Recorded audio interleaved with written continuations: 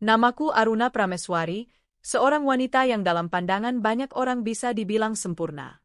Aku pemilik sekaligus pemimpin sebuah perusahaan besar yang bergerak di bidang properti dan investasi. Perusahaan yang kujalankan adalah warisan ayahku, tapi jangan salah, aku tidak hanya mewarisinya, aku membangunnya lebih besar, lebih kokoh, dan lebih disegani dibanding masa ayahku dulu. Setiap orang yang melihatku dari luar mungkin mengira hidupku lengkap. Aku cantik, mapan, berpendidikan tinggi, punya perusahaan besar, suami tampan, dan keluarga besar yang lengkap. Aku memiliki rumah mewah di kawasan elit Jakarta, mobil-mobil mahal, serta gaya hidup yang terlihat ideal. Di mata publik, aku adalah lambang kesuksesan wanita modern, istri yang baik, pengusaha yang cerdas, sekaligus figur yang menginspirasi banyak wanita muda untuk berani bermimpi besar. Namun, di balik semua kilau gemerlap itu, ada sesuatu yang tidak pernah dilihat orang lain. Di balik senyuman yang selalu kuperlihatkan di depan kamera, ada banyak luka dan kecurigaan yang tak pernah kubicarakan pada siapapun. Aku menikah dengan Raka Adinata 5 tahun lalu. Raka adalah pria tampan, berkarisma, dan awalnya terlihat begitu mencintaiku. Kami bertemu saat aku sedang mengurus proyek perusahaan di luar negeri. Ia bekerja sebagai konsultan keuangan, dan pembawaannya yang penuh percaya diri membuatku terpikat. Ia berbeda dengan pria-pria yang biasanya mendekatiku karena hartaku. Hubungan kami berlangsung singkat sebelum akhirnya menikah. Raka pandai mengambil hati, bukan hanya diriku tapi juga keluargaku. Bahkan ibuku sendiri mengatakan aku beruntung mendapatkan suami seperti Raka, lembut, penuh perhatian, dan seolah-olah tulus mencintai. Pernikahan kami berlangsung meriah, disiarkan oleh beberapa media, karena aku memang sosok publik figur di dunia bisnis. Semua orang bersorak bahagia, dan aku pun merasa hidupku benar-benar sempurna. Namun, seiring berjalannya waktu, aku mulai merasakan ada sesuatu yang berbeda.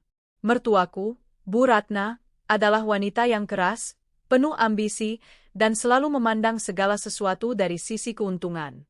Sejak awal, aku bisa merasakan bahwa ia tidak terlalu menyukaiku. Bukan karena aku tidak baik, tapi karena aku terlalu kuat. Bu Ratna adalah tipe mertua yang ingin menantu perempuannya tunduk, patuh, dan tidak bersinar terlalu terang. Sayangnya, aku berbeda. Aku terlalu menonjol. Aku punya kekuasaan, punya uang, dan punya nama besar. Hal itu membuatnya merasa posisinya sebagai kepala keluarga besar terancam. Ia sering menyindirku, "Aruna, perempuan itu tak perlu terlalu keras bekerja. Nanti suamimu merasa tersaingi. Lebih baik kau serahkan urusan perusahaan ke Raka, biar dia yang memimpin." Aku hanya tersenyum setiap kali mendengar sindiran itu, meski di dalam hati aku muak. Perusahaan ini adalah hidupku, bagian dari diriku. Aku tidak mungkin menyerahkannya hanya karena mertua menganggap aku harus jadi wanita rumahan. Sebagai pemimpin perusahaan, aku dikenal tegas. Setiap keputusan besar harus melewati tanganku. Para direksi menghormatiku, para karyawan menaruh respek padaku. Tapi di balik itu, aku tahu ada yang diam-diam tidak menyukaiku. Beberapa pria di jajaran direksi mungkin merasa gengsi dipimpin seorang wanita. Dan aku sering mendengar gosip bahwa Raka sering menceritakan bahwa ia sebenarnya lebih pantas memimpin perusahaan. Awalnya aku menganggap itu hanya gosip kecil, sampai aku melihat sendiri bagaimana Raka sering mencoba ikut campur dalam urusan perusahaan tanpa sepengetahuanku. Ia kerap menghadiri rapat dengan alasan mewakili diriku, padahal aku tidak pernah memberinya mandat. Aku mulai merasa ada yang janggal, tapi aku mencoba tetap positif. Di rumah, Raka masih terlihat manis. Ia sering membawakanku bunga, menemaniku makan malam romantis, dan bersikap lembut. Namun, perlahan aku menyadari bahwa semua itu seperti topeng. Ada kalanya ia pulang larut malam dengan alasan pekerjaan, padahal aku tahu jadwalnya. Ada kalanya ia terlihat sibuk dengan ponselnya, tersenyum sendiri seakan berbicara dengan seseorang yang spesial. Naluri wanitaku mulai bekerja. Ada orang lain di hidupnya. Namun, aku memilih diam. Aku tidak ingin gegabah menuduh tanpa bukti. Aku hanya mengamati, mencatat, dan menunggu saat yang tepat. Semua mulai jelas ketika aku mendengar nama Dira, seorang wanita cantik yang pernah bekerja sebagai model, kini mencoba masuk ke dunia bisnis dengan modal wajah dan pesona. Dira kerap terlihat di beberapa acara gala dinner, selalu berada tak jauh dari Raka. Gosip beredar bahwa Raka dan Dira memiliki hubungan lebih dari sekadar rekan bisnis. Aku tidak percaya begitu saja, sampai suatu malam aku menemukan ponsel Raka yang tertinggal di meja makan. Ada pesan masuk dari Dira. "Sayang, kapan kita bisa bertemu lagi tanpa dia? Aku rindu." Hatiku remuk saat itu, tapi anehnya, aku tidak menangis. Ada amarah, ada luka, tapi lebih dari itu, ada tekad. Aku tidak boleh kalah. Sejak saat itu, aku mulai memperhatikan segala sesuatu lebih detail. Anehnya, setiap kali aku makan di rumah, aku sering merasa mual dan lemas. Awalnya kukira karena kelelahan kerja. Namun semakin lama, rasa lemas itu muncul setiap kali aku memakan makanan tertentu, terutama ketika makanan itu disiapkan oleh pelayan rumah atas permintaan mertua. Kecurigaanku bertambah saat aku mendengar Bu Ratna berbicara lirih di telepon. "Ya, Dot, jangan terlalu banyak dosisnya dulu. Biar pelan-pelan. Nanti kalau sudah mulai terlihat lemah, baru kita tingkatkan. Jangan sampai ketahuan." Saat itu darahku berdesir. Mereka merencanakan sesuatu. Aku pura-pura tidak mendengar, tapi dalam hati aku berjanji akan mencari tahu lebih jauh. Di depan publik, aku tetap tampil sebagai istri dan menantu yang bahagia. Aku tersenyum di acara perusahaan, berpose bersama Raka di depan kamera, bahkan menggandeng Bu Ratna di acara keluarga besar. Semua orang melihatku sebagai wanita yang hidupnya sempurna. Tapi hanya aku yang tahu, di balik senyum itu, ada badai besar yang sedang mengintai. Suami yang kucintai ternyata berkhianat. Mertua yang seharusnya melindungi justru ingin menyingkirkanku. Dan seorang wanita asing dengan ambisi besar siap menghancurkan rumah tanggaku demi ambisi dan nafsu. Mereka pikir aku bodoh. Mereka pikir aku hanya wanita biasa yang bisa dipermainkan. Mereka salah besar. Aku, Aruna Prameswari, tidak akan membiarkan siapapun merebut apa yang sudah kuperjuangkan dengan darah dan keringatku. Aku tidak akan runtuh hanya karena konspirasi jahat dari orang-orang terdekatku sendiri. Inilah awal kisah di mana sebuah kehidupan yang tampak sempurna, perlahan menunjukkan sisi gelapnya. Dan disinilah aku mulai menyusun rencana untuk melawan, bukan dengan amarah, tapi dengan kecerdikan. Karena aku tahu, pertempuran yang akan datang bukan sekadar soal cinta dan keluarga. Ini adalah pertarungan tentang kekuasaan, kehormatan, dan hidup mati. Hari-hariku tidak lagi sama sejak mendengar percakapan lirih ibu mertuaku di telepon dengan seseorang yang kupastikan adalah dokter. Setiap detil kecil dalam rumah tangga ini mulai kulihat sebagai potongan puzzle besar dari rencana busuk mereka. Aku sadar, suamiku Raka, ibu mertuaku Bu Ratna, dan perempuan itu, Dira, sedang memainkan permainan berbahaya. Mereka punya tujuan yang sama, menyingkirkanku, merebut perusahaan, dan kemudian hidup nyaman di atas jerih payahku. Aku tahu betul, jika aku lengah sedikit saja, hidupku akan tamat. Setiap kali makan malam, aku perhatikan cara Bu Ratna menatapku. Ada sorot mata puas setiap kali aku menyendok makanan dari piringku. Raka duduk di sampingku dengan ekspresi seolah penuh perhatian, padahal aku bisa melihat bayangan pengkhianatan dalam matanya. Suatu malam, saat aku pura-pura tidak terlalu lapar, aku hanya mencicipi sedikit makanan. Beberapa menit kemudian, tubuhku kembali terasa aneh, pusing ringan, jantung berdebar tak beraturan, dan kakiku serasa berat untuk digerakkan. Aku segera sadar, ini bukan sekadar kelelahan. Ada sesuatu yang mereka campurkan dalam makanan. Malam itu, setelah semua tertidur, aku menyelinap ke dapur dan mengambil sisa makananku yang masih tersisa. Keesokan harinya, aku diam-diam membawanya ke laboratorium untuk diperiksa. Hasilnya membuat darahku membeku. Ada zat kimia yang memang tidak mematikan dalam dosis kecil, tetapi efek jangka panjangnya bisa menyebabkan kerusakan saraf hingga kelumpuhan permanen. Aku terdiam lama menatap hasil itu. Ternyata benar. Mereka benar-benar ingin melumpuhkanku. Beberapa hari setelahnya, aku sengaja pulang lebih awal dari kantor. Di ruang tamu, aku mendengar suara lirih Raka dan Bu Ratna. Mereka tidak sadar aku sudah masuk.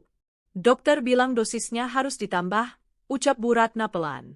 Kalau terlalu cepat, nanti dia curiga, jawab Raka. Tenang saja, dia terlalu sibuk dengan perusahaan. Tugas kita hanya membuatnya terlihat lemah, lalu semua orang akan percaya dia tidak sanggup memimpin lagi. Setelah itu, kau yang ambil alih, Nak. Aku mendengar suara Raka tertawa rendah. Dan Dira sudah siap mendampingiku. Dia jauh lebih mengerti posisiku sebagai seorang pria. Aku menahan napas di balik dinding, jemariku mengepal kuat. Jadi benar, mereka bukan hanya ingin merebut perusahaanku, tetapi juga menggantikanku dengan pelakor itu, seakan-akan aku tidak pernah ada. Keesokan harinya, Raka menatapku dengan penuh senyum. Sayang, kau terlihat pucat. Mungkin kau terlalu lelah. Biar aku yang urus perusahaan beberapa waktu ini, kau istirahat saja. Aku memandangnya lama, seolah tidak mengerti. Dalam hati aku ingin menertawakan kepura-puraannya. Ia tidak tahu, aku sudah tahu segalanya. Terima kasih, Mas. Tapi aku baik-baik saja. Aku masih bisa mengurus semua hal, jawabku sambil tersenyum lembut. Aku harus tetap memainkan peranku, agar mereka tetap yakin rencananya berjalan mulus. Sementara itu, Bu Ratna berpura-pura khawatir. Aruna, dengarkan ibumu ini. Kau itu harus jaga kesehatan. Kalau sampai sakit parah, apa jadinya perusahaan besar itu? Lebih baik serahkan pada Raka saja. Dia kan suamimu, darah keluarga juga. Aku hanya tersenyum.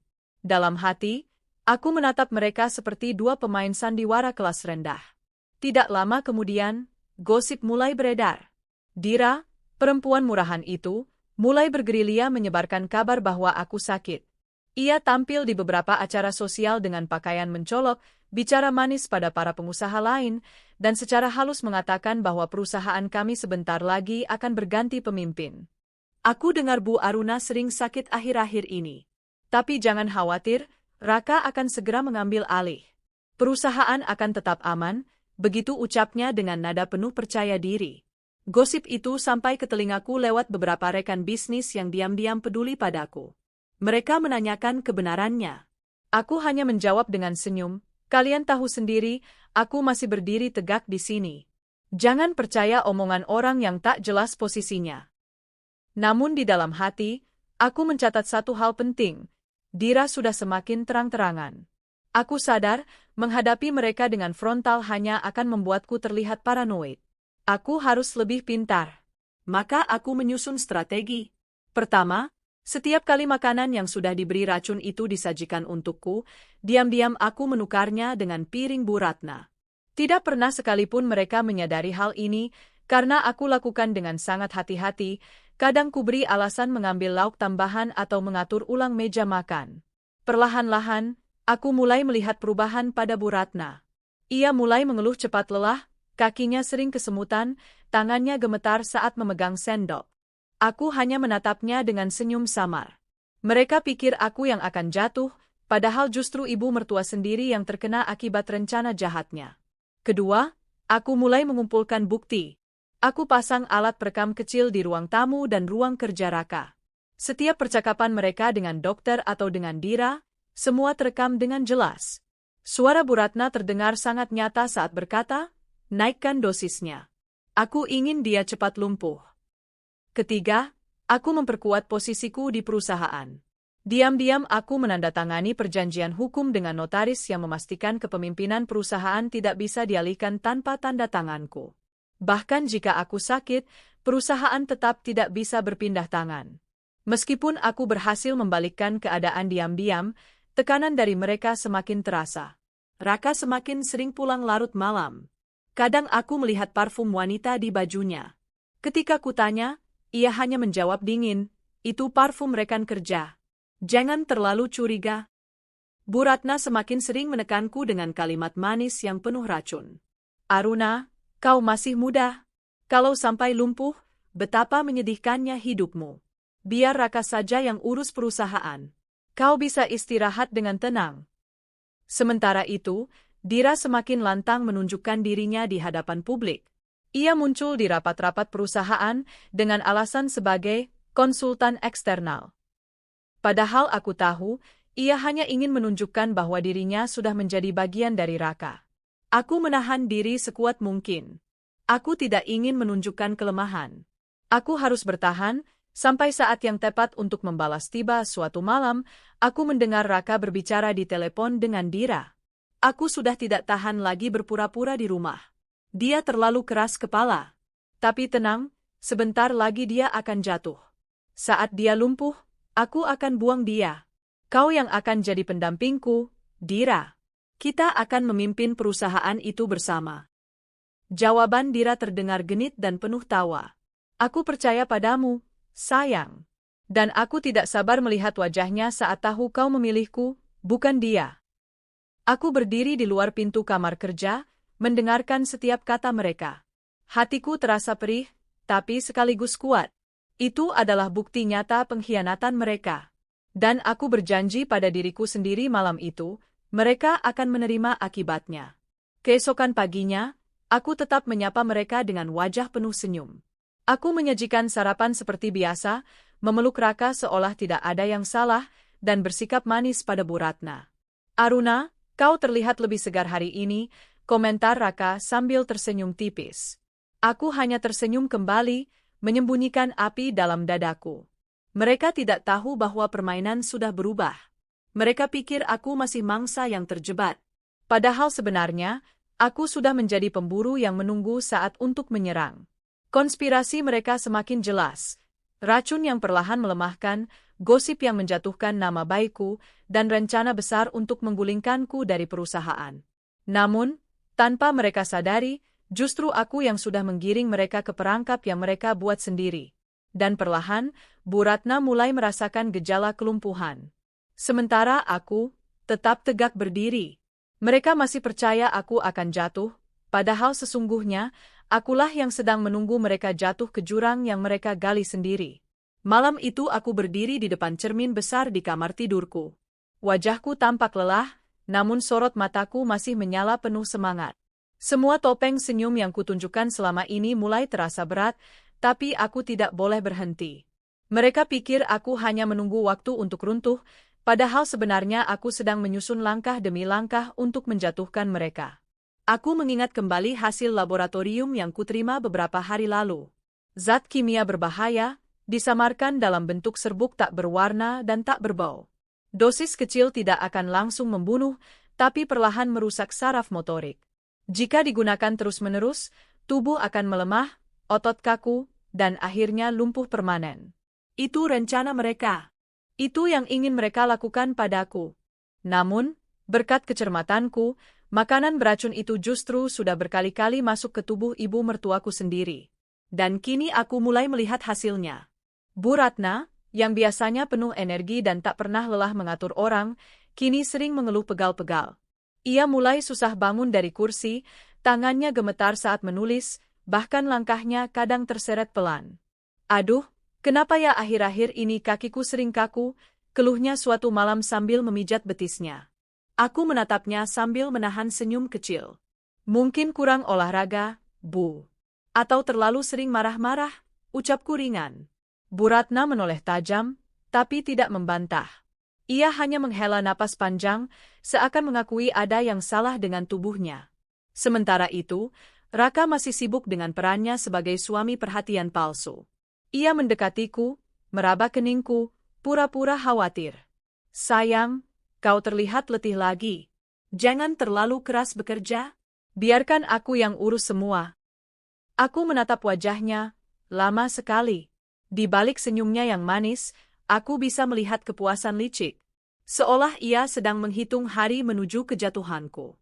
Tapi ia tidak tahu, orang yang sedang menuju jurang itu bukan aku. Beberapa hari berikutnya, aku mendengar mereka berbicara di ruang kerja. Beruntung, alat perekam kecil yang kupasang berhasil merekam semuanya.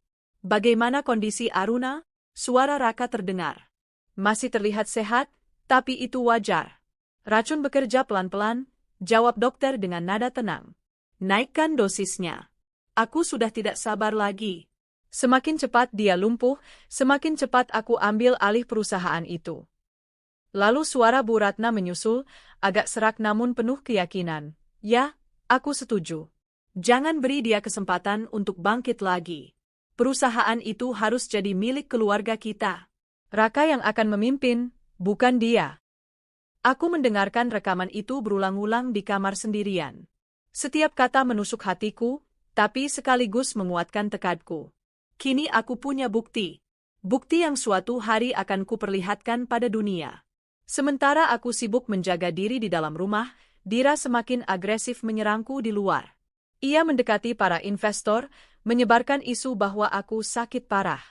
Ia mengunggah foto-foto dirinya bersama Raka dalam acara formal, seolah menunjukkan bahwa mereka sudah menjadi pasangan resmi. Di media sosial, muncul gosip.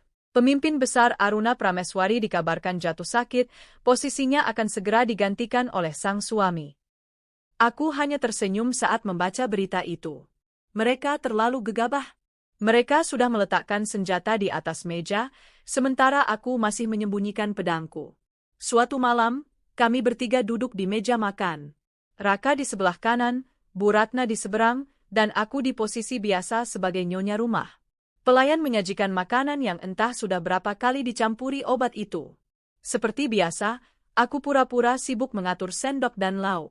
Dalam sekejap, aku berhasil menukar piringku dengan piring Bu Ratna tanpa ada yang sadar. Beberapa menit kemudian, aku hanya mengambil sedikit lauk dari piring baru, lalu memandang Bu Ratna yang makan dengan lahap. Bu, makan yang banyak ya? Tubuh butuh energi, kataku lembut. Bu Ratna mengangguk sambil tersenyum. Kau juga, Aruna. Jangan terlalu kurangi makan. Aku menahan tawa dalam hati. Setiap suapan yang masuk ke mulutnya adalah bagian dari racun yang ia siapkan untukku sendiri.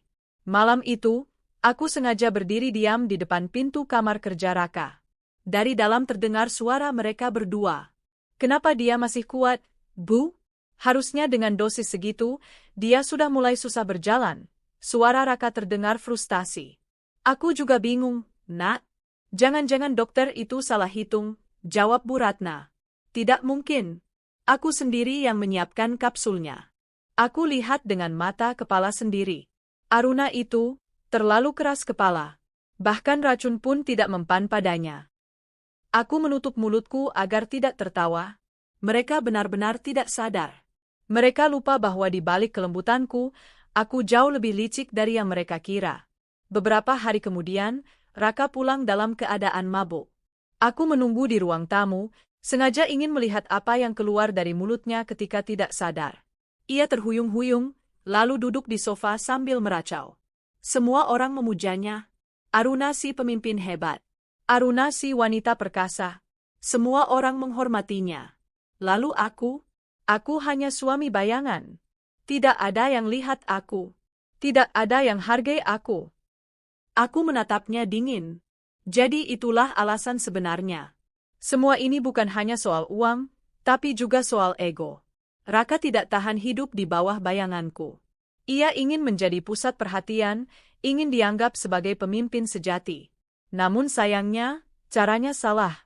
Aku mulai menyiapkan langkah berikut. Mengumpulkan semua rekaman percakapan rahasia mereka, termasuk pembicaraan dengan dokter. Menghubungi pengacara pribadi untuk menyimpan salinan kontrak hukum yang sudah kutandatangani, memastikan perusahaanku tetap aman. Menjalin komunikasi diam-diam dengan beberapa direktur dan investor, meyakinkan mereka bahwa aku sehat-sehat saja dan masih mampu memimpin. Semua itu kulakukan dengan tenang, tanpa menimbulkan kecurigaan sedikitpun. Suatu pagi, Bu Ratna jatuh di dapur. Tangannya gemetar, kakinya tidak mampu menopang tubuhnya. Raka panik dan segera membantunya. Bu, apa yang terjadi? Teriaknya. Bu Ratna menangis. Aku tidak tahu, Nak. Tubuhku semakin lemah, apa aku sakit parah? Aku pura-pura panik. Ibu harus segera diperiksa ke rumah sakit. Namun dalam hati, aku tahu persis apa yang terjadi. Itu bukan penyakit alami. Itu akibat racun yang ia rancang sendiri. Beberapa hari kemudian, aku duduk bersama Raka di ruang tamu. Aku memandangnya lama, lalu berkata pelan. Mas, belakangan ini aku sering merasa aneh. Makanan di rumah rasanya berbeda. Kau merasakannya juga? Raka terdiam sejenak, lalu tersenyum tipis. Mungkin kau hanya terlalu lelah. Kau terlalu banyak berpikir. Jangan curiga yang macam-macam, sayang. Aku menatap matanya dalam-dalam. Mas yakin aku hanya terlalu lelah? Sekilas, sorot matanya berubah gugup. Tapi ia cepat menutupi dengan senyum. Aku tahu, ia mulai khawatir aku menyadari sesuatu sementara itu, Dira semakin gila. Ia berani menemuiku langsung di sebuah acara amal. Dengan gaun merah menyala, ia mendekat sambil tersenyum sinis. Aruna, kau terlihat pucat sekali. Kudengar kesehatanmu menurun, ya? Sayang sekali kalau perusahaan sebesar itu akhirnya harus diserahkan ke orang lain. Aku menatapnya dingin. Kau terlalu banyak bicara, Dira. Hati-hati, lidahmu bisa jadi pisau yang melukai dirimu sendiri. Ia terkekeh, lalu mendekat ke telingaku. Aku tidak takut. Kau sudah kalah, Aruna. Kau hanya belum sadar saja. Aku menahan diri agar tidak menamparnya di depan umum. Biarlah ia bicara semaunya. Nanti, saat waktunya tiba, aku yang akan membuatnya menunduk di kakiku. Suatu malam, aku kembali mendengarkan rekaman dari ruang kerja Raka. Kali ini percakapan mereka lebih gamblang dari sebelumnya. Begitu dia lumpuh, kita umumkan ke publik bahwa kau, Raka, akan menggantikannya. Aku akan pastikan semua direksi mendukungmu, kata Bu Ratna dengan suara lemah karena tubuhnya sudah mulai terpengaruh. Dan Dira akan tampil bersamaku. Dunia harus tahu bahwa aku punya pasangan baru yang lebih pantas, jawab Raka dengan nada puas. Aku menggenggam perekam itu erat. Semua bukti ada di tanganku. Hanya menunggu waktu yang tepat untuk meledakkannya. Kini aku bukan hanya tahu rencana mereka, tapi aku juga sudah membalikkan keadaan. Racun yang mereka siapkan untukku sudah berbalik menggerogoti tubuh Bu Ratna. Raka semakin frustasi karena hasil tidak sesuai harapan, sementara Dira semakin berani mengumbar kebencian padaku. Mereka pikir aku akan runtuh. Tapi kenyataannya, aku berdiri lebih kuat dari sebelumnya. Rahasia mereka sudah terungkap. Dan sebentar lagi, aku akan menunjukkan siapa sebenarnya yang memegang kendali. Hari-hariku semakin penuh dengan topeng dan kepura-puraan. Setiap pagi aku masih tersenyum, menyapa para karyawan dengan ramah, dan tampil sebagai sosok pemimpin yang tegas. Tapi di balik semua itu, aku tahu ada gelombang besar yang siap menenggelamkanku. Jika sebelumnya mereka bersembunyi di balik bayang-bayang, kini suamiku, ibu mertuaku, dan pelakor itu sudah mulai menunjukkan taring mereka secara terang-terangan. Serangan pertama datang dari Dira. Ia sudah tidak puas hanya dengan gosip. Ia mulai mendekati para investor perusahaan secara langsung. Suatu siang, aku menghadiri pertemuan penting dengan para pemegang saham di sebuah hotel mewah. Semua berjalan lancar sampai tiba-tiba pintu terbuka, dan Dira melangkah masuk dengan percaya diri, mengenakan gaun biru elegan. Maaf, saya terlambat, ucapnya seolah ia punya posisi resmi. Para pemegang saham tampak bingung. Salah satunya bertanya, Anda siapa? Ini rapat internal perusahaan Aruna Group. Dira tersenyum penuh kemenangan, lalu melirikku sekilas. Saya diundang oleh Pak Raka sebagai konsultan dan calon pendamping beliau dalam menjalankan perusahaan ini. Jantungku berdegup kencang, tapi wajahku tetap tenang. Aku tahu ia sedang bermain kotor, mencoba mempermalukanku di depan rekan bisnis. Aku berdiri perlahan, menatap semua orang, lalu menatap tajam ke arah Dira. Maaf, saya rasa ada kesalahpahaman di sini. Perusahaan ini masih dipimpin oleh saya, Aruna Prameswari. Dan tidak ada satupun keputusan yang bisa mengubah itu tanpa tanda tangan saya. Wanita ini bukan siapa-siapa dalam perusahaan. Para pemegang saham berbisik-bisik. Dira terlihat kaget, namun cepat menutupi dengan senyum sinis. Kita lihat saja nanti, Bu Aruna. Dunia akan segera tahu siapa yang sebenarnya lebih pantas. Aku duduk kembali dengan penuh wibawa, sementara di dalam hati aku menahan amarah. Tapi aku tahu, langkahnya yang gegabah itu justru akan menjadi bumerang bagi dirinya. Sepulang dari rapat itu, aku menemukan Raka menungguku di ruang tamu. Wajahnya muram, rahangnya mengeras. Kenapa kau mempermalukan Dira di depan umum? Suaranya tajam. Aku meletakkan tas kerjaku dengan tenang. Karena dia memang pantas dipermalukan. Dia masuk tanpa izin, mengaku punya peran di perusahaanku. Itu penghinaan terhadapku sebagai pemimpin. Raka berdiri, menatapku dengan sorot mata dingin. Aruna, kau harus tahu diri. Kau sudah tidak sehat lagi. Kau hanya mempermalukan diri sendiri dengan terus memaksakan diri. Aku mendekatinya, menatap lurus ke matanya. Tidak sehat? Kau yakin aku yang tidak sehat, Raka? Atau justru kau yang sakit karena keserakahanmu? Wajahnya memerah, tangannya mengepal. Untuk sesaat aku pikir ia akan menamparku, tapi ia menahan diri. Ia hanya menghela napas keras, lalu pergi meninggalkanku. Aku tersenyum tipis. Semakin lama, semakin sulit baginya untuk menyembunyikan rencana busuk itu. Sementara itu, kondisi Bu Ratna semakin mengkhawatirkan. Ia kini lebih sering duduk di kursi, tangannya gemetar, dan kakinya sulit digerakkan. Kadang ia bahkan butuh bantuan untuk berdiri. Aduh, kenapa tubuh ibu makin lemah begini? Keluhnya pada suatu sore. Aku mendekat, pura-pura memijit tangannya. Mungkin karena usia, Bu. Atau, bisa jadi karena apa yang ibu lakukan sendiri. Ia menatapku bingung, tapi aku tersenyum lembut seakan tidak bermaksud apa-apa. Dalam hati, aku tahu racun itu sudah benar-benar bekerja. Dan ironinya, ia masih belum sadar bahwa ia korban dari rencananya sendiri. Malam berikutnya, aku kembali menemukan sesuatu yang janggal. Segelas jus jeruk favoritku sudah tersedia di meja makan, padahal aku tidak pernah memintanya. Aku mengambil gelas itu, menatap cairan kuning segar yang tampak biasa saja. Aku bisa mencium aroma tipis yang aneh. Dengan tenang, aku meletakkannya kembali, lalu tersenyum. Mas, jus ini untukku, tanyaku pada Raka. Ya, aku minta pelayan menyiapkannya. Kau butuh vitamin? Jawabnya sambil tersenyum. Aku menatap gelas itu lama, lalu menoleh ke arah Bu Ratna. Ibu pasti juga butuh vitamin. Tubuh ibu sedang lemah, kan? Ini cocok untuk ibu. Sebelum mereka sempat bereaksi, aku menyodorkan gelas itu ke tangan Bu Ratna. Ia sempat ragu, tapi karena aku terlihat begitu tulus, akhirnya ia meminumnya. Raka menatapku dengan mata melebar, wajahnya pucat. Ia tidak bisa menghentikan ibunya tanpa membuat dirinya terlihat mencurigakan. Aku hanya tersenyum, lalu berkata ringan, "Semoga cepat pulih, Bu." Beberapa hari kemudian, serangan Dira semakin frontal. Ia mulai muncul di acara televisi sebagai influencer bisnis.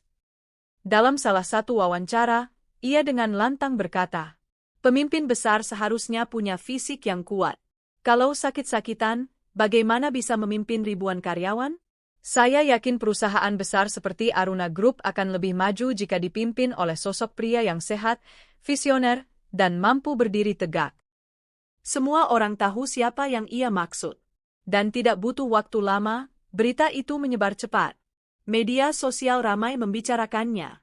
Beberapa direktur perusahaan mulai bertanya padaku secara pribadi, "Bu, apakah benar kesehatan Anda sedang menurun?" Aku hanya menjawab dengan senyum tenang, "Kalian lihat sendiri, saya masih berdiri di sini." Jangan percaya omongan orang yang bahkan tidak punya posisi apa-apa di perusahaan. Namun dalam hati, aku tahu serangan ini bukan lagi gosip. Ini sudah kampanye hitam yang terencana. Suatu malam, aku sedang bekerja di ruang kerja pribadiku ketika Raka masuk tanpa mengetuk. Wajahnya gelap. "Aruna, kau harus berhenti. Semua orang sudah tahu kau tidak sehat. Kau hanya mempermalukan diri sendiri. Tanda tangani saja surat pengunduran diri itu, dan biarkan aku yang melanjutkan perusahaan." Aku menutup laptopku, lalu berdiri perlahan. "Surat pengunduran diri? Jadi ini tujuanmu sejak awal. Bukan hanya aku yang harus hilang, tapi kau ingin aku menyerahkan semua dengan sukarela." Raka mendekat, wajahnya hanya sejengkal dari wajahku. "Kalau kau tidak mau, maka aku akan membuatmu tidak punya pilihan lain." Aku menatapnya dingin. "Silakan coba, Raka. Tapi jangan salahkan aku kalau kau sendiri yang akan jatuh nanti." Ketegangan itu menggantung di udara. Ia akhirnya mundur, tapi aku bisa merasakan kebenciannya semakin dalam. Keesokan harinya, Bu Ratna jatuh pingsan di ruang keluarga. Raka panik, memanggil dokter, dan suasana rumah menjadi kacau. Dokter yang datang hanya mengatakan bahwa kondisi Bu Ratna melemah karena gangguan saraf. Kalau begini terus, Beliau bisa lumpuh permanen, kata dokter itu serius. Raka terlihat sangat terpukul. Ia tidak sadar bahwa ini semua adalah akibat dari rencana jahat yang mereka buat sendiri. Aku berdiri di sudut ruangan, pura-pura cemas. Tapi dalam hati aku berkata pada diriku sendiri, inilah harga dari kejahatanmu, Bu Ratna. Kau ingin melumpuhkanku, tapi dirimulah yang lumpuh lebih dulu. Kini, permainan mereka sudah tidak lagi sembunyi-sembunyi. Dira menyerangku di depan publik. Raka menekan langsung di rumah. Bu Ratna sendiri perlahan hancur oleh racun yang ia racik untukku. Aku masih tetap berdiri, masih tetap tenang. Karena aku tahu, badai ini akan segera mencapai puncaknya. Dan saat itu terjadi, akulah yang akan menentukan akhir cerita. Semua topeng sudah jatuh. Mereka menyerangku secara terang-terangan, tanpa lagi malu. Dira melontarkan kata-kata pedas di televisi, Raka menekanku setiap malam dengan ultimatum, dan Bu Ratna kini hampir lumpuh karena ulahnya sendiri. Aku tahu, saatnya sudah tiba. Aku tidak bisa terus hanya bertahan. Aku harus membalas, tapi bukan dengan cara mereka yang kotor dan gegabah. Balasanku harus elegan, indah, dan tak terbantahkan. Balasanku harus membuat mereka hancur dengan tangan mereka sendiri. Malam itu, ketika semua orang di rumah sudah tertidur, aku duduk di ruang kerjaku dengan segelas teh hangat. Di meja, berserakan dokumen-dokumen dan rekaman yang sudah kupersiapkan selama berminggu-minggu. Sejak aku tahu rencana mereka, aku mulai merekam percakapan penting, menyimpan bukti transfer ke dokter, bahkan menyuruh asistennya untuk diam-diam mengambil salinan resep obat yang mereka pesan. Semua sudah tersusun rapi dalam sebuah berkas hitam bertuliskan bukti kejahatan. Aku tahu, jika aku melaporkan ini ke polisi sekarang, mereka bisa langsung masuk penjara. Tapi aku tidak mau buru-buru. Buru-buru hanya akan membuat mereka merasa jadi korban. Aku ingin mereka sadar bahwa semua yang mereka lakukan berbalik menghancurkan mereka.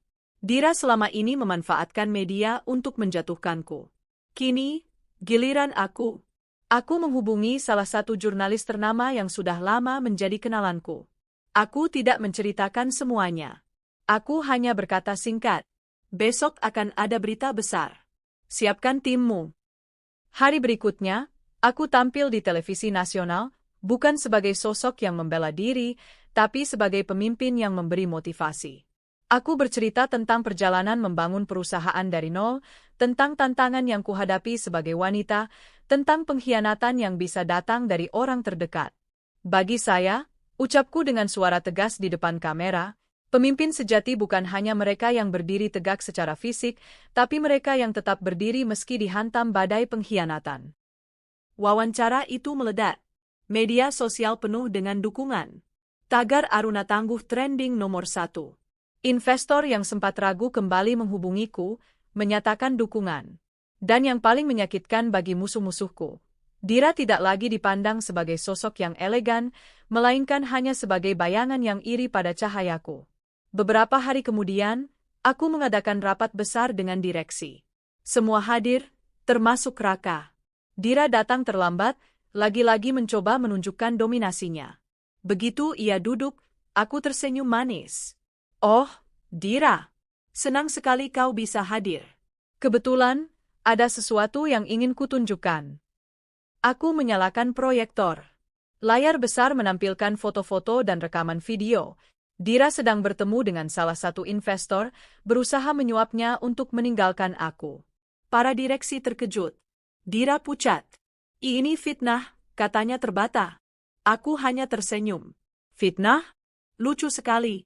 Semua rekaman ini diambil dari CCTV restoran tempat kau bertemu. Aku sudah minta izin manajemennya. Jadi, siapa yang berbohong sekarang? Rapat itu berakhir dengan keputusan bulat, Dira dilarang masuk ke lingkungan perusahaan. Statusnya sebagai konsultan palsu terbongkar. Aku melihat wajah Raka menegang, rahangnya mengeras. Dira sendiri hampir menangis. Tapi aku belum selesai. Itu baru awal. Aku tahu, suamiku tidak akan menyerah begitu saja. Benar saja, malam itu ia mendatangiku dengan amarah. Kau pikir dengan mempermalukan Dira di depan direksi, kau sudah menang? Bentaknya. Aku menatapnya dengan tatapan dingin. Aku tidak butuh menang, Raka. Aku hanya butuh menunjukkan siapa yang sebenarnya berkhianat. Ia mendekat, wajahnya merah padam. Aku sudah beri kesempatan padamu. Kalau kau tidak mau menyerahkan perusahaan itu secara sukarela, aku akan... Aku memotong kalimatnya. Akan apa, Raka? Meracuni aku lagi? Atau membuatku terlihat gila? Oh, jangan-jangan kau sudah lupa kalau semua bukti ada di tanganku. Wajahnya membeku.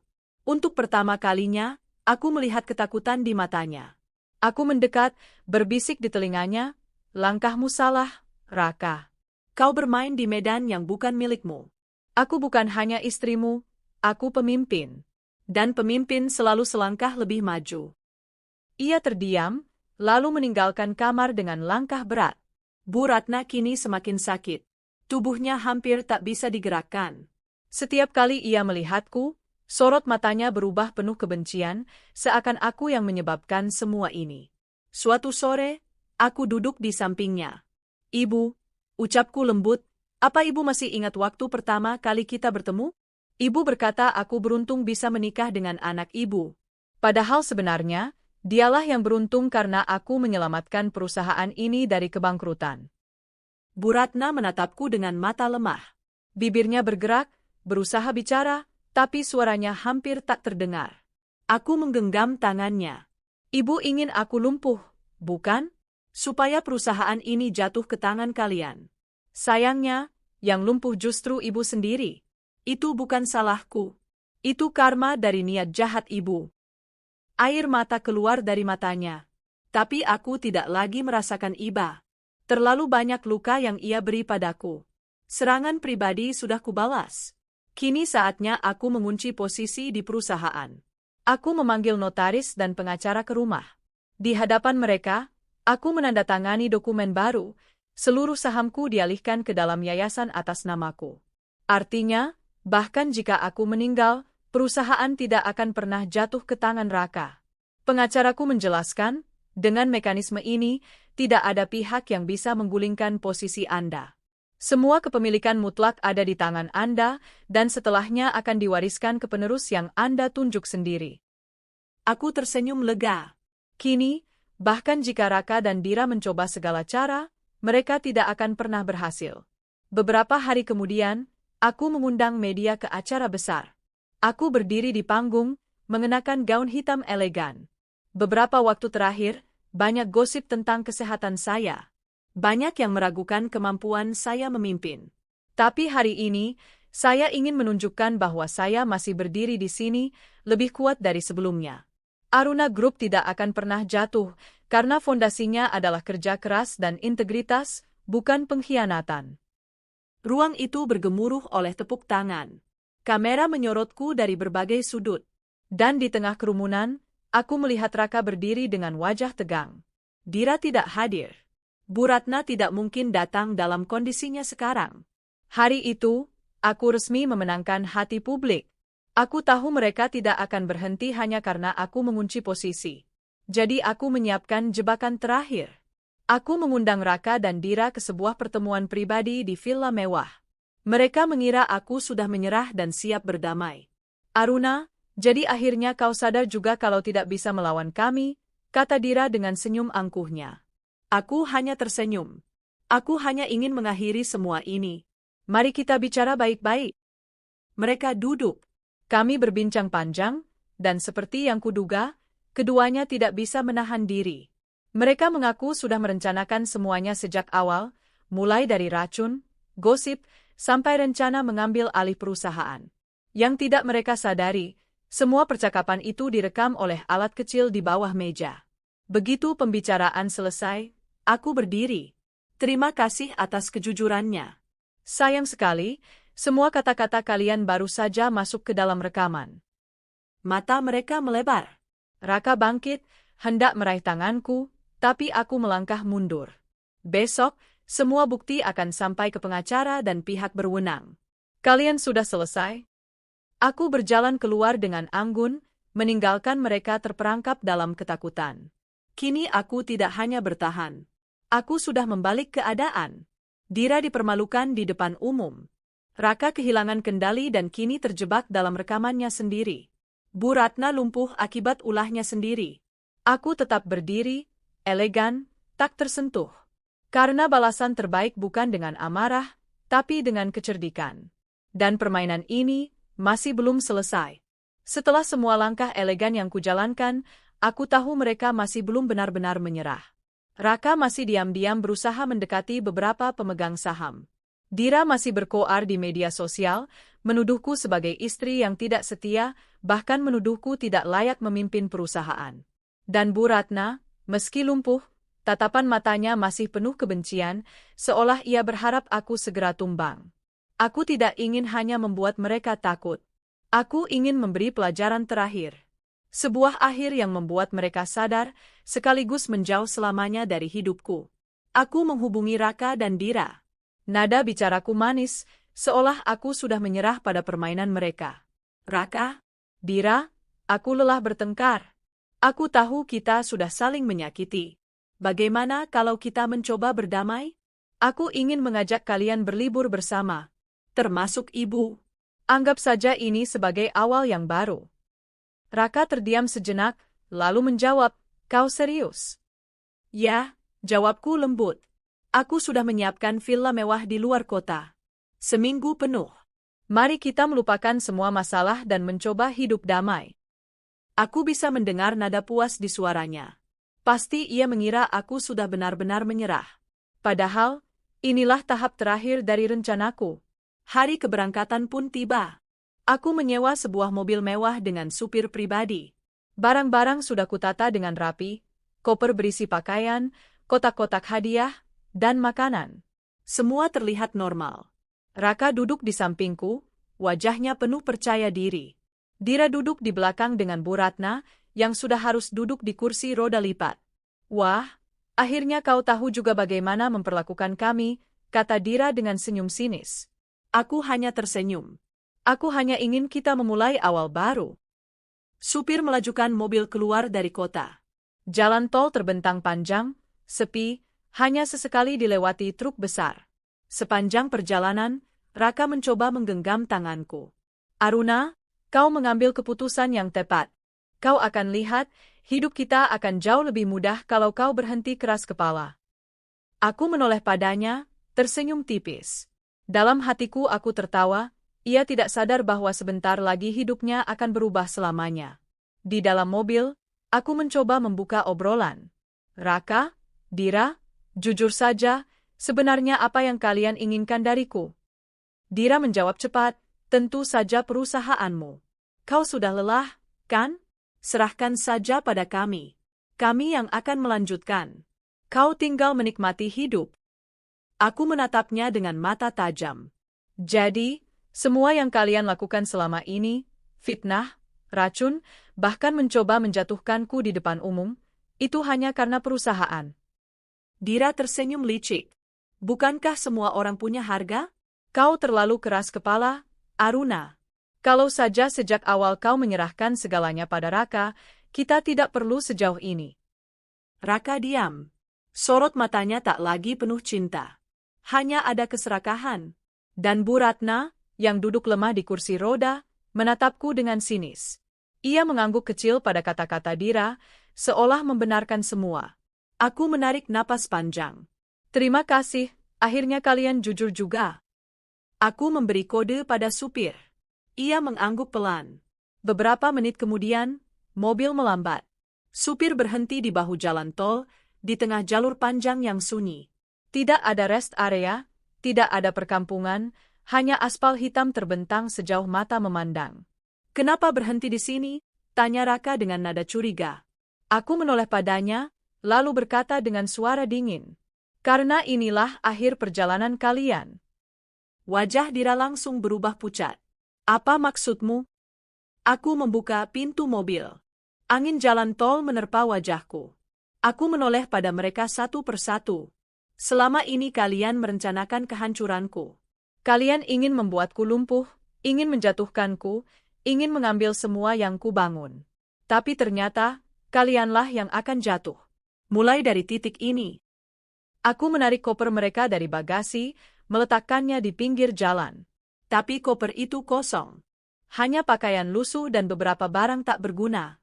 Semua uang, kartu kredit, bahkan ponsel mereka sudah kuambil diam-diam. Raka bangkit dengan marah. Aruna, Apa yang kau lakukan? Kau tidak bisa meninggalkan kami di sini. aku tersenyum dingin. Kenapa tidak? Kalian ingin hidup tanpa aku, kan? Silakan. Mulai dari jalan ini. Tunjukkan pada dunia betapa hebatnya kalian tanpa aku. Dira berteriak histeris. Kau gila. Ini bisa membunuh kami. Aku mendekat padanya, menatap tepat ke matanya. Kalian tidak berpikir dua kali saat mencoba membunuhku perlahan dengan racun, kan? Anggap saja ini sedikit balasan. Bu Ratna hanya bisa menggeram lemah, suaranya serak. Aruna, kau durhaka. Aku mendekat ke telinganya dan berbisik, tidak, Bu. Aku hanya membalas dengan cara yang pantas. Doa ibu sendiri yang kembali ke tubuh ibu. Aku masuk kembali ke mobil. Supir menyalakan mesin. Raka berlari mendekat, mencoba membuka pintu, tapi mobil langsung melaju kencang, meninggalkan mereka bertiga di tengah jalan tol yang sunyi. Aku menoleh sekali, melihat bayangan mereka semakin kecil di kaca belakang. Raka berteriak marah, Dira menangis histeris, dan Bu Ratna hanya bisa duduk diam di kursi rodanya. Aku menutup mata, merasakan kelegaan luar biasa. Semua beban di pundakku seperti hilang. Mereka kini tidak lagi punya kendali. Tidak punya uang, tidak punya kekuatan, tidak punya jalan kembali. Mereka akan merasakan bagaimana rasanya kehilangan segalanya, seperti yang pernah mereka rencanakan untukku. Sesampainya di villa, aku berdiri di balkon, menatap matahari senja yang meredup. Aku tahu perjalananku masih panjang, tapi satu hal sudah pasti. Aku bebas. Aku tidak lagi terikat pada rasa takut, pada permainan kotor mereka. Aku memilih jalanku sendiri, jalan yang penuh luka, tapi juga penuh kemenangan. Mereka, suamiku, pelakor, dan mertuaku, kini harus mencari jalan hidup mereka sendiri. Mulai dari jalan tol itu, Aruna akhirnya mengeksekusi puncak balas dendamnya. Bukan dengan darah, bukan dengan kekerasan, tapi dengan strategi elegan, membiarkan mereka merasakan pahitnya hidup tanpa kekuatan dan kenyamanan yang dulu mereka rebut darinya. Kini, cerita mendekati epilog, di mana Aruna akan benar-benar menutup kisahnya dan memilih hidup baru yang lebih tenang. Asap debu dari mobil yang kutumpangi masih terlihat samar ketika akhirnya lenyap di telan horizon. Aku meninggalkan mereka di pinggir jalan tol, hanya dengan koper kosong dan pakaian seadanya. Raka menendang koper itu dengan marah. Aruna, kembalikan mobilnya. Jangan tinggalkan kami di sini, teriaknya keras, suaranya menggema di antara deru truk-truk besar yang melintas. Dira mulai menangis histeris. Bagaimana kita bisa keluar dari sini? Aku tidak bisa jalan jauh dengan sepatu ini. Dan lihat, kita bahkan tidak punya ponsel. Sementara Bu Ratna hanya duduk di kursi roda dengan wajah lelah, tangannya gemetar. Napasnya terengah, mungkin akibat racun yang dulu ia siapkan untukku dan kini berbalik menelannya. Tak ada satupun yang berhenti untuk menolong mereka. Mobil-mobil melaju cepat, bahkan beberapa pengendara hanya melirik lalu mengabaikan. Di jalan tol, orang asing jarang mau berhenti karena bahaya begitu besar. Itulah titik awal kehancuran mereka. Setelah 1 jam, panas terik membuat Dira makin panik. Ia berusaha melambai ke arah truk yang melintas, namun tak ada yang mau berhenti. Kita tidak bisa seperti ini, seru Dira. Raka, lakukan sesuatu. Raka berkeringat deras. Ia mencoba mendorong kursi roda ibunya ke pinggir jalan yang sedikit teduh. Sabar, sebentar lagi pasti ada yang berhenti. Atau kita jalan kaki sampai gerbang tol. Tapi jaraknya bisa puluhan kilometer. Dira menjerit. Bu Ratna akhirnya membuka mulut dengan suara serak.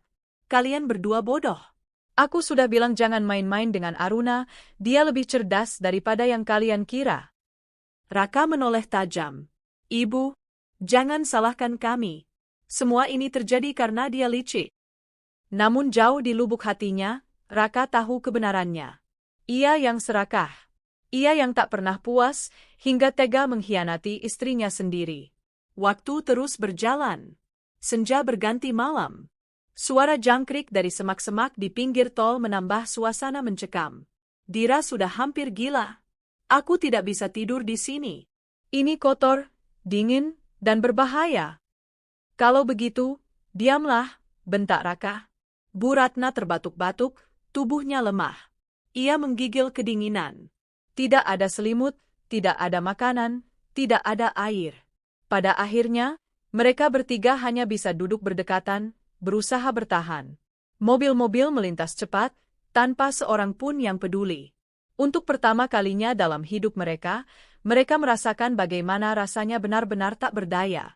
Sementara itu, aku sedang menikmati segelas teh hangat di balkon villa. Berita di televisi mulai menyoroti kejadian aneh di jalan tol. 3 orang ditemukan oleh patroli jalan raya dalam keadaan mengenaskan. Mereka adalah Raka, Dira, dan Bu Ratna. Petugas mengevakuasi mereka ke pos jaga. Tidak ada identitas yang ditemukan karena semua dompet dan ponsel ada padaku. Media sosial heboh. Foto mereka yang lusuh dan kacau beredar.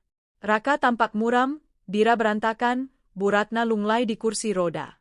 Banyak orang yang mengenali mereka, terutama Dira yang sebelumnya sering pamer kemewahan di Instagram. Komentar pedas pun bermunculan. Ini si pelakor terkenal itu, kan? Kok sekarang jadi gembel? Karma itu nyata. Kasihan, tapi ia salah sendiri. Jangan suka merebut suami orang. Aku membaca semua komentar itu sambil tersenyum. Aku tidak perlu menjatuhkan mereka di depan umum, mereka menjatuhkan diri sendiri. Setelah dievakuasi, Raka mencoba menghubungi beberapa rekan bisnis. Tapi tidak ada yang mau membantu. Semua menutup pintu. Kenapa? Karena aku sudah menyebarkan kabar ke dalam lingkaran perusahaan bahwa Raka akan segera dipecat dari semua jabatannya. Dokumen-dokumen bukti pengkhianatannya sudah kukirim ke Dewan Direksi. Ketika ia datang ke kantor, dengan pakaian lusuh dan wajah lelah, Satpam menolaknya masuk. Maaf, Pak. Nama Anda sudah tidak terdaftar sebagai komisaris. Silakan keluar. Raka terkejut, wajahnya pucat. Apa? Itu Musta? Silakan tanyakan pada pemilik perusahaan. Ibu Aruna. Aku, yang berdiri di lobi dengan setelan elegan, hanya tersenyum tipis saat menatapnya. Permainan sudah berakhir, Raka. Kau bukan siapa-siapa lagi di sini. Dira pun tak kalah sengsara. Nama baiknya hancur di media sosial. Tawaran endorse hilang. Bahkan apartemen mewah yang dulu sering ia pamerkan ternyata masih atas namaku dan sudah kutarik kembali. Ia hanya punya pakaian seadanya, tinggal menumpang di kos kecil temannya. Tapi karena reputasinya buruk, teman-teman pun menjauhinya. Di malam hari, ia menangis histeris. Aku dulu ratu. Semua orang iri padaku. Sekarang, aku apa? Tidak punya apa? Namun begitulah karma. Apa yang direbut dengan licik, tidak pernah bertahan lama. Kondisi Bu Ratna semakin memburuk. Gejala lumpuhnya semakin parah. Tubuhnya semakin lemah, hingga ia tidak bisa lagi berjalan atau mengangkat tangannya. Ia akhirnya hanya bisa terbaring di rumah kecil yang disewa seadanya oleh Raka. Tak ada pembantu, tak ada kemewahan, tak ada fasilitas rumah sakit. Yang tersisa hanyalah penyesalan. Kadang ia meracau, menyebut namaku. Aruna, maafkan aku salah menilaimu. Namun semua sudah terlambat. Sementara mereka hancur, aku justru semakin bersinar. Perusahaan semakin berkembang pesat. Reputasiku sebagai pemimpin semakin kuat, bukan hanya karena bisnis, tapi juga karena aku berhasil melewati badai pengkhianatan. Orang-orang semakin menghormatiku. Investor semakin percaya padaku. Di rumah, aku hidup tenang. Tidak ada lagi drama, tidak ada lagi racun, tidak ada lagi konspirasi. Hanya aku, kesibukan kerja, dan beberapa sahabat sejati yang tetap setia di sisiku. Aku sering duduk di teras rumah pada sore hari, menyeruput teh, sambil menatap senja.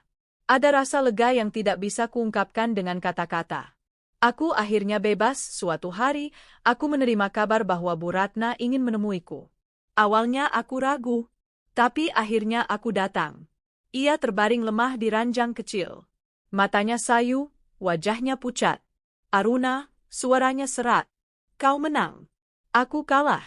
Tapi, aku mohon, jangan biarkan Raka terus tersiksa. Aku menatapnya lama.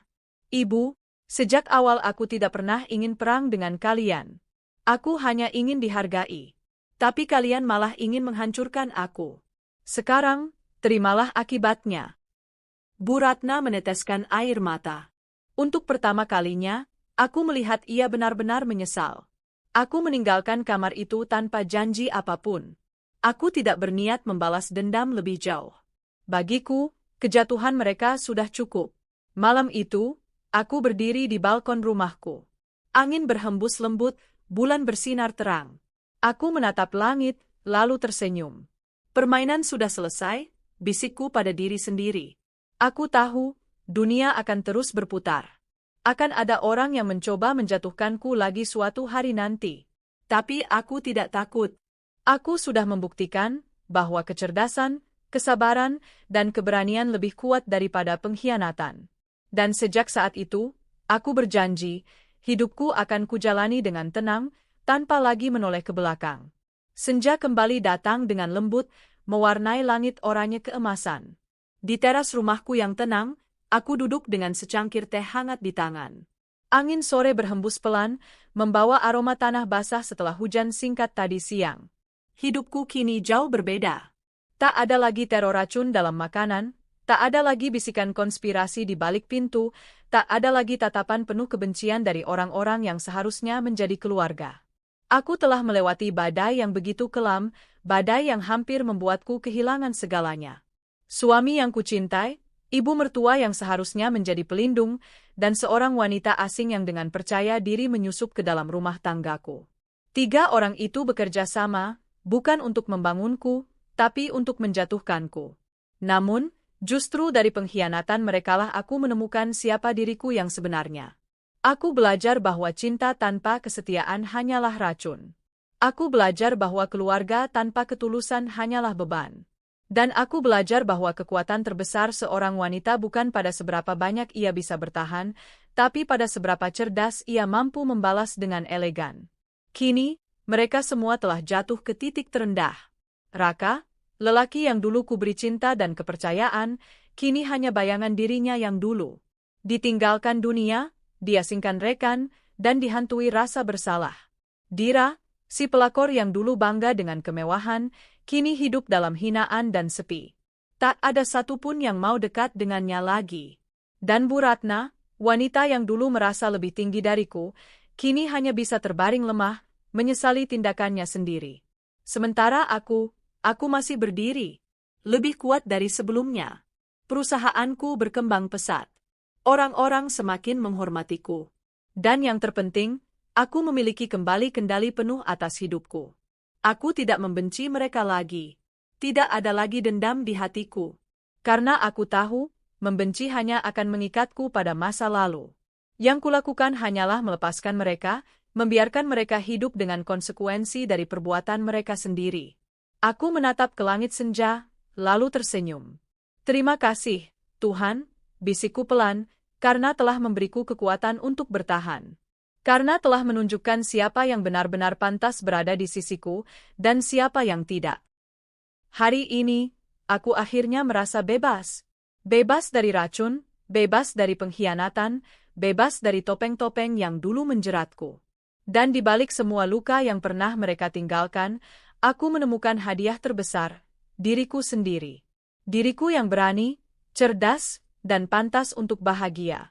Senja perlahan meredup, malam mulai menurunkan tirainya. Tapi aku tidak takut, karena aku tahu, esok akan selalu ada fajar baru yang menanti. Dan aku akan menyambutnya dengan kepala tegak, hati damai, dan langkah yang lebih mantap dari sebelumnya.